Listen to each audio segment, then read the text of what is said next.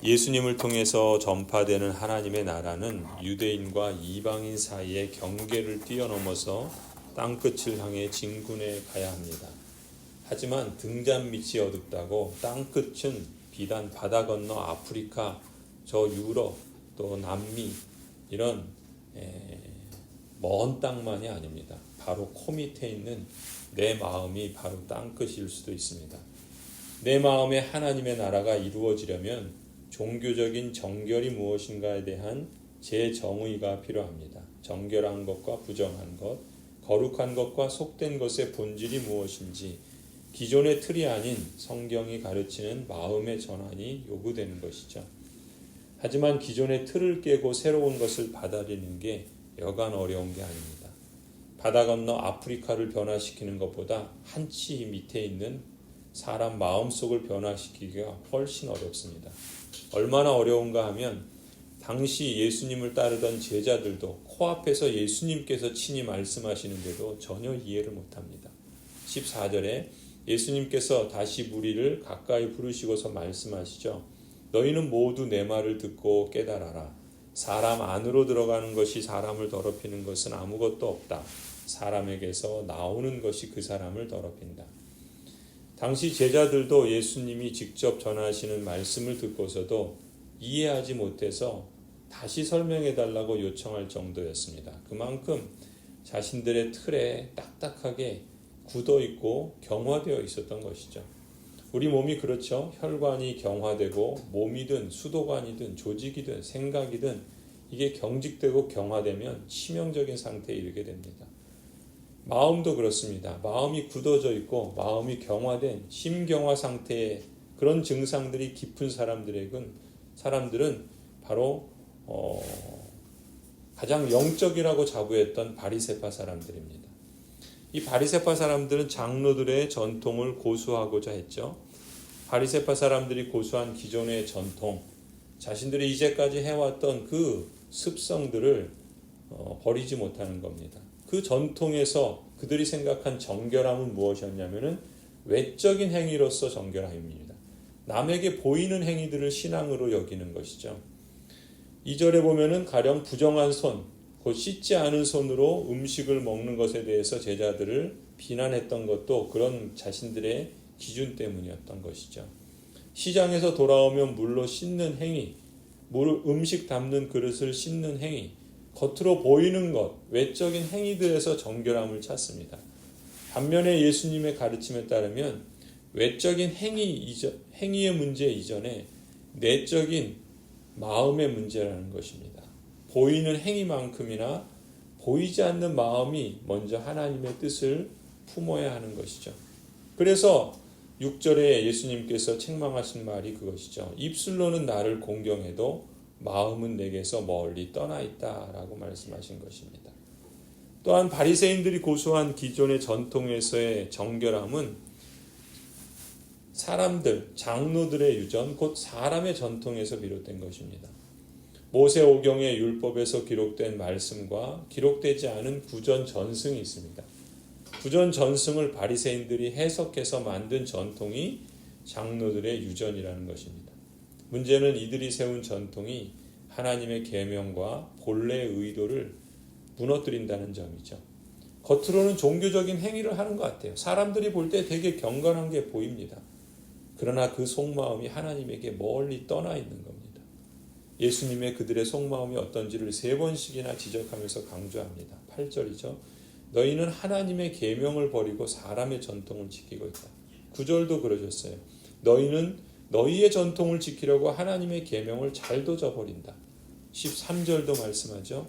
너희는 너희가 물려받은 전통을 가지고 하나님의 말씀을 헛되게 하며 또 이와 같은 일을 많이 한다.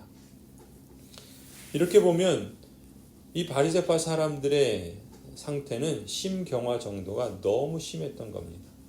그래서 말씀을 제대로 받아들이지도 못할 뿐만 아니라 오히려 그 말씀을 패하고 또 저버리는 그런 지경에까지 이르렀던 것이죠.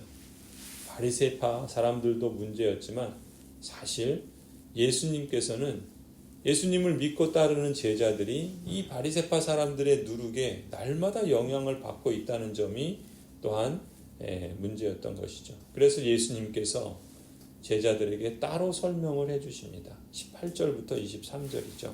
예수께서 그들에게 말씀하셨다. 너희도 아직 깨닫지 못하느냐? 밖에서 사람의 몸속으로 들어가는 것이 사람을 더럽히지 못한다는 것을 알지 못하느냐? 사람 밖에서 사람 안으로 들어가는 것은 무엇이든지 사람의 마음속으로 들어가지 않고 뱃속으로 들어가서 뒤로 나가기 때문이다. 예수께서는 이런 말씀을 하여 모든 음식은 깨끗하다고 하셨다. 또 그들에게 말씀하셨다. 사람에게서 나오는 것, 그것이 사람을 더럽힌다. 나쁜 생각은 사람의 마음에서 나오는데 곧 음행과 도둑질과 살인과 간음과 탐욕과 악의와 사기와 방탕과 악한 시선과 모독과 교만과 어리석음이다. 이런 악한 것이 모두 속에서 나와서 사람을 더럽힌다. 무엇이 사람을 더럽히는가? 입으로 들어가는 것이 사람을 더럽히는 게 아니라는 것이죠. 사람의 마음에서 나오는 모든 것이 사람을 더럽힌다라고 말합니다. 그 대표적인 것이 나쁜 마음이고 나쁜 생각입니다. 음행이든 도둑질이든 살인이든 간음이든 방탕이든 모독이든 이런 모든 외적인 행위들은 사실 그 마음속에 품은 것이 행동으로 표출되는 것이죠. 사람의 마음속에 무엇이 있는지 사람은 알 수 없으니까 겉으로 신앙적인 행위를 하고 겉으로 정결한 것 같은 모습을 보이면 깨끗한 줄 압니다. 그러나 자기도 속이는 것이고 더 중요한 건 하나님을 속이는 것이죠. 근데 어찌 하나님을 속일 수 있겠어요? 이 모든 외적인 행위들은 사실 그 마음속에 품은 것이 행동으로 표출되는 것인데, 그렇다면 이런 부패한 속마음을 겉으로 행동하지 않았다고 정결하다 할 수 있습니까? 예수님은 마음속에 이미 품은 것만으로도 간음이라 그러고 살인이라고 말씀하셨습니다. 심지어 겉으로는 착한 행동을 하는 것 같은데 속마음이 깨끗하지 못하면 정결하지 않은 것이죠. 예수님께서 예로 들었던 고르반 전통이 그래서 악한 것이죠. 겉으로는 하나님께 드립니다. 종교적인 행위를 하는 것 같은데 사실 속마음은 탐욕이 가득해서 하나님에게서 멀리 떠나 있기 때문에 예수님께서 그토록 책망을 하셨던 것이죠. 겉으로는 하나님께 예배를 드립니다. 종교 행위를 하는 것 같은데 속마음은 다른 것을 생각하느라고 하나님에게서 멀리 떠나 있는 것입니다. 그런 모습은 결국 바리새파 사람과 다를 바 없는 것이죠. 그렇습니다. 사람을 더럽히는 것은 그 중심이, 마음이 부패하고 죄 가운데 있기 때문입니다. 참된 정결과 거룩은 결국 마음의 문제이지요. 거룩은 외적인 행위 문제 이전에 내적인 마음의 문제입니다. 마음은 인간의 암과 감정과 의지의 중심이죠. 지정의의 중심입니다. 깨닫고 느끼고 행하고 하는 의지의 중심인 마음이 정결하게 거룩하게 되기 전에는 본성적으로 부패한 마음에서 비롯되는 행위는 모두가 다 거룩하지 못합니다. 그렇다면 무엇이 사람을 깨끗하게 할 수 있을까요? 그것은 오직 한 길, 예수 그리스도만이 우리를 깨끗하게 하실 수 있지요. 디도서 3장에서 말씀합니다. 그러나 우리의 구주이신 하나님께서 그 인자하심과 사랑하심을 나타내셔서 우리를 구원하셨습니다. 그분이 그렇게 하신 것은 우리가 행한 의로운 일 때문이 아니라 그분의 자비하심을 따라 거듭나게 씻어주심과 성령으로 새롭게 해주심으로 말미암은 것입니다. 하나님께서는 이 성령을 우리의 구주이신 예수 그리스도로 말미암아 우리에게 풍성하게 부어주셨습니다. 그래서 우리는 그분의 은혜로 의롭게 되어서 영원한 생명의 소망을 따라 상속자가 되었습니다. 우리를 거듭나게 하셔서 깨끗하게 씻어주신 것은 우리가 행한 어떤 의로운 행위 때문이 아니라는 것이죠. 우리의 구주이신 하나님의 인자하심과 자비하심을 따라서 다시 태어나게 하시고 성령으로 새롭게 해주심으로 말미암은 것이다 선언하십니다. 제네바 교리문답을 보면은 이 점에서 선명한 이해를 우리에게 안내해 줍니다. 118문에 이렇게 질문합니다. 그러면 당신은 우리가 우리의 공로와 노력을 통해서 하나님의 호감을 사서 우리에게 은혜를 베푸시도록 할 수가 없고 오히려 그와 정반대로 하나님의 진노를 부추기는 일밖에 할 수 없다고 생각하는 것입니까? 이렇게 대답하죠. 그렇습니다. 하나님께서는 우리의 행위는 전혀 고려에 넣지 않으시고 오직 당신의 순전한 긍휼과 자비로 말미암아 예수 그리스도 안에서 우리를 기쁘게 용납하시고 그리스도의 의를 우리에게 돌리시며 우리의 죄악을 조금도 우리에게 돌리시지 않으신다는 것입니다. 그렇습니다. 성도는 예수 그리스도를 통해서 죄로부터 정결함을 입은 거룩한 백성이죠. 그런 점에서 성도는 이미 깨끗함을 받았고 또 주님 오실 그날까지 하나님께 그 은혜에 감사하기에 계명을 지키고 또 하나님의 뜻을 순종함으로써 흠도 없고 책망받을 것이 없는 사람으로서 자라가도록 하나님께서 우리를 인도해 주시는 것입니다.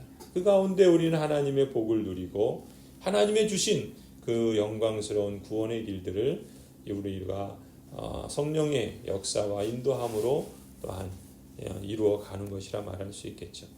그런 점에서 성도는 두 가지 거룩을 이루어 가는 것입니다. 내적인 거룩과 외적인 거룩을 모두 이루어 가는 것이죠.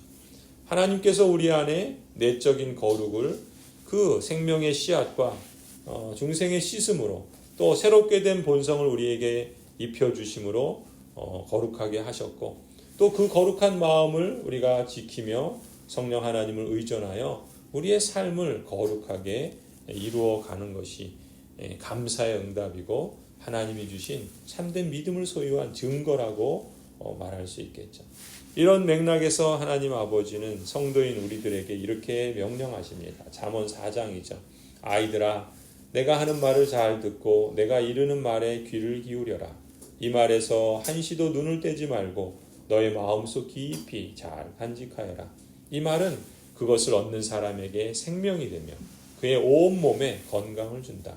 그 무엇보다도 너는 너의 마음을 지켜라. 그 마음이 바로 생명의 근원이기 때문이다. 왜곡된 말을 너의 입에서 없애버리고 속이는 말을 너의 입술에서 멀리하여라. 눈으로는 앞만 똑바로 보고 시선은 앞으로만 곧게 두어라. 발로 디딜 곳을 잘 살펴라. 너의 모든 길이 안전할 것이다.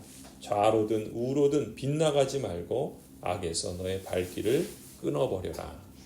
성도 여러분, 하나님 나라의 복음은 온전함을 허락하시고 추구하게 하시고 우리로 이 땅에서도 그것을 누리게 하시는 줄을 믿습니다. 그런 점에서 하나님 나라의 복음은 참된 신앙과 회개에 합당한 열매를 모두 강조합니다.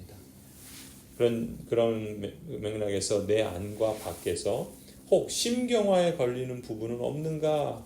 내가 포기하지 않고 고집하는 그 무엇이 하나님의 말씀을 폐하고 본뜻을 저버리지는 않는가? 나는 오늘 예수님이 다시 일러주시는 말씀에 귀 기울일 자세와 순종의 응답으로 감사의 삶을, 감사의 제사를 드릴 자세가 되어 있는가? 정결한 마음을 주시옵소서. 정직한 영을 새롭게 하여 주옵소서. 동의하는 마음을 주시고 회개하는 영을 새롭게 하여 주옵소서. 오늘 우리의 삶이 회개에 합당한 열매를 맺고 우리에게 베푸신 놀라우신 그 생명의 그 맛을 누리며 하나님을 영화롭게 하고 동행하는 복된 하루가 되기를 간절히 소원합니다.